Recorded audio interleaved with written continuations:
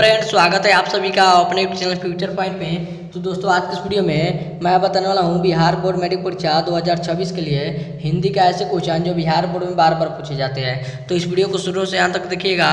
इस वीडियो को कहीं से स्किप मत कीजिएगा और इस चैनल पर नया है तो चैनल को सब्सक्राइब कीजिएगा और वीडियो को लाइक जरूर कीजिएगा। तो चलिए स्टार्ट करते हैं आज का वीडियो। तो दोस्तों, यहाँ पे आपका पहला नंबर प्रश्न है, नागरी लिपि किसने लिखा है। आपका क्वेश्चन है, नागरी लिपि किसने लिखा है। तो याद रखिएगा, गुणाकर मूल्य ने लिखा है। किसने लिखा है? तो गुणाकर मूल्य ने लिखा है। यहाँ पे आपका बी ऑप्शन राइट आंसर होगा। चलिए चलते हैं अगला प्रश्न को। तो दोस्तों, यहाँ पे आपका अगला प्रश्न है, लेखक ने निर्लज अपराधी किसे कहा है। आपका क्वेश्चन है, लेखक ने निर्लज अपराधी किसे कहा है। बताइए कमेंट करके किसे कहा है। तो याद रखिएगा, नाखून को कहा है। किसे कहा है? तो नाखून को कहा है। यहाँ पे आपका सी ऑप्शन राइट आंसर होगा। चलिए चलते हैं अगला प्रश्न को। तो दोस्तों, यहाँ पे आपका अगला प्रश्न है, दूसरे के इशारे पर भटकने वाले लोग को क्या कहते हैं। आपके क्वेश्चन है, दूसरे के इशारे पर भटकने वाले लोग को क्या कहते हैं। बताइए कमेंट करके क्या कहते हैं। याद रखिएगा, मूर्ख लोग कहते हैं। क्या कहते हैं? तो मूर्ख लोग कहते हैं। यहाँ पे आपका बी ऑप्शन राइट आंसर होगा। चलिए चलते हैं अगला प्रश्न को। तो दोस्तों, यहाँ पे आपका अगला प्रश्न है, मैक्स मुलर के अनुसार सच्चे भारत का दर्शन कहाँ होता है। आपका क्वेश्चन है, मैक्स मुलर के अनुसार सच्चे भारत का दर्शन कहाँ होता है। बताइए कमेंट करके कहाँ पे होता है। तो याद रखिएगा, ग्रामीण भारत में होता है। कहाँ पे होता है? तो ग्रामीण भारत में होता है। यहाँ पे आपका डी ऑप्शन राइट आंसर होगा। चलिए चलते हैं अगला प्रश्न को। तो दोस्तों, यहाँ पे आपका अगला प्रश्न है, श्रम विभाजन में कैसे समाज का आवश्यकता है। आपका क्वेश्चन है, श्रम विभाजन में कैसे समाज का आवश्यकता है। बताइए कमेंट करके इसका आंसर क्या होगा। तो याद रखिएगा, सभ्य समाज का आवश्यकता है। किस समाज का आवश्यकता है? तो सभ्य समाज का आवश्यकता है। यहाँ पे आपका ए ऑप्शन राइट आंसर होगा। चलिए चलते हैं अगला प्रश्न को। तो दोस्तों, यहाँ पे आपका अगला प्रश्न है, मदन किसका बेटा था। बताइए कमेंट करके, मदन किसका बेटा था। 6 नंबर क्वेश्चन है, मदन किसका बेटा था। तो याद रखिएगा, गिरधर लाल का बेटा था। किसका बेटा था? तो गिरधर लाल का बेटा था। यहाँ पे आपका बी ऑप्शन राइट आंसर होगा। चलिए चलते हैं अगला प्रश्न को। तो दोस्तों, यहाँ पे आपका अगला प्रश्न है, अक्षर ज्ञान किनकी रचना है। बताइए कमेंट करके। 7 नंबर क्वेश्चन, अक्षर ज्ञान किसकी रचना है। बताइए कमेंट करके किनकी रचना है। तो याद रखिएगा, अनामिका की रचना है। किनकी रचना है? तो अनामिका की रचना है। यहाँ पे आपका डी ऑप्शन राइट आंसर होगा।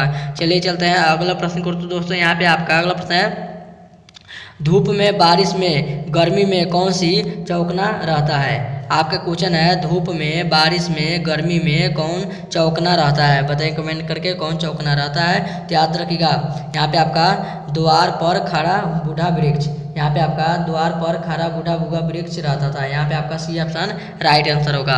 आगे बढ़ते हैं अगला प्रश्न को। तो दोस्तों, यहाँ पे आपका अगला प्रश्न है, किससे महलों की नवीन उखड़ जाता है। आपका क्वेश्चन है, किससे महलों की नींव उखड़ जाता है। बताइए कमेंट करके। यहाँ पे आपका नींव बोला जाता है। चलिए, तो ये आपका अजंता की हुंकार से। यहाँ पे आपका अजंता की हुंकार से उखड़ जाता है। यहाँ पे आपका डी ऑप्शन राइट आंसर होगा। चलिए चलते हैं अगला प्रश्न को। तो दोस्तों, यहाँ पे आपका अगला प्रश्न है, कवि दिनकर के अनुसार कौन सोने की ताज पहनकर उठला रही है। आपके क्वेश्चन है, कवि दिनकर के अनुसार कौन सोने की ताज पहनकर उठला रही है। बताइए कमेंट करके इसका आंसर क्या होगा। तो याद रखिएगा, देश की मिट्टी उठला रही है। क्या चीज़ की उठला रही है? तो देश की मिट्टी उठला रही है। यहाँ पे आपका बी ऑप्शन राइट आंसर होगा। चलिए चलते हैं अगला प्रश्न को। तो दोस्तों, यहाँ पे आपका अगला प्रश्न है, भारत माता का अंचल कैसा है। आपके क्वेश्चन है, भारत माता का अंचल कैसा है। तो याद रखिएगा, धूल भरा है। कैसा है? तो धूल भरा है। यहाँ पे आपका डी ऑप्शन राइट आंसर होगा। चलिए चलते हैं अगला प्रश्न को। तो दोस्तों, यहाँ पे आपका अगला प्रश्न है, सिख धर्म के संस्थापक कौन है। आपका क्वेश्चन है, सिख धर्म के संस्थापक कौन है। तो याद रखिएगा, गुरु नानक देव है। कौन है? तो गुरु नानक देव है। यहाँ पे आपका D option C option right answer होगा। आगे बढ़ते हैं अगला प्रश्न को। तो दोस्तों, यहाँ पे आपका अगला प्रश्न है, वकालत की पढ़ाई के लिए गांधी जी कहाँ गए थे। आपका क्वेश्चन है, वकालत की पढ़ाई के लिए गांधी जी कहाँ गए थे। तो याद रखिएगा, दक्षिण अफ्रीका गए थे। कहाँ गए थे? तो दक्षिण अफ्रीका गए थे। यहाँ पे आपका ए ऑप्शन राइट आंसर होगा।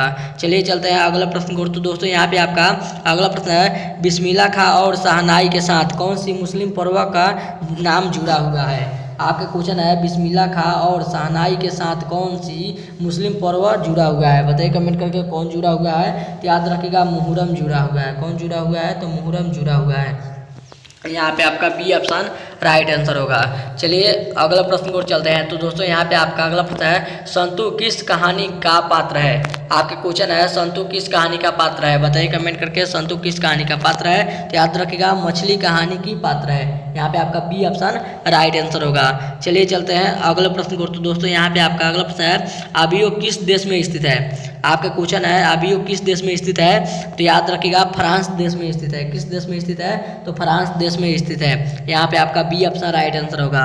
चलिए चलते हैं अगला प्रश्न को। तो दोस्तों यहाँ पे आपका अगला प्रश्न है, बिरजू महाराज और उनके पिता किस, आपका क्वेश्चन है बिरजू महाराज और उनके पिता किस राज दरबार में नाचते थे? बताइए कमेंट करके। आपका क्वेश्चन है बिरजू महाराज और उनके पिता किस राज दरबार में नाचते थे? बताइए कमेंट करके इसका आंसर क्या होगा। तो याद रखिएगा रामपुर के राज दरबार में नाचते थे।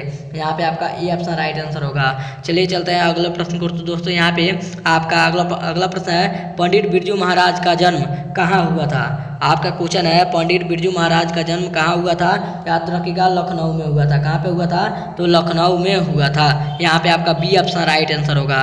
चलिए चलते हैं अगला प्रश्न को। तो दोस्तों यहाँ पे आपका अगला प्रश्न है, दूसरों की साहित्य चोरी करके लिखा गया साहित्य होता है, तो बताइए कैसा होता है? आपका क्वेश्चन है दूसरों की साहित्य चोरी करके लिखा गया साहित्य कैसा होता है? याद रखिएगा अधम होता है। कैसा होता है? तो अधम होता है। यहाँ पे आपका सी ऑप्शन राइट आंसर होगा।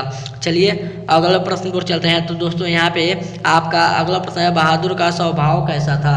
आपका क्वेश्चन है बहादुर का स्वभाव कैसा था?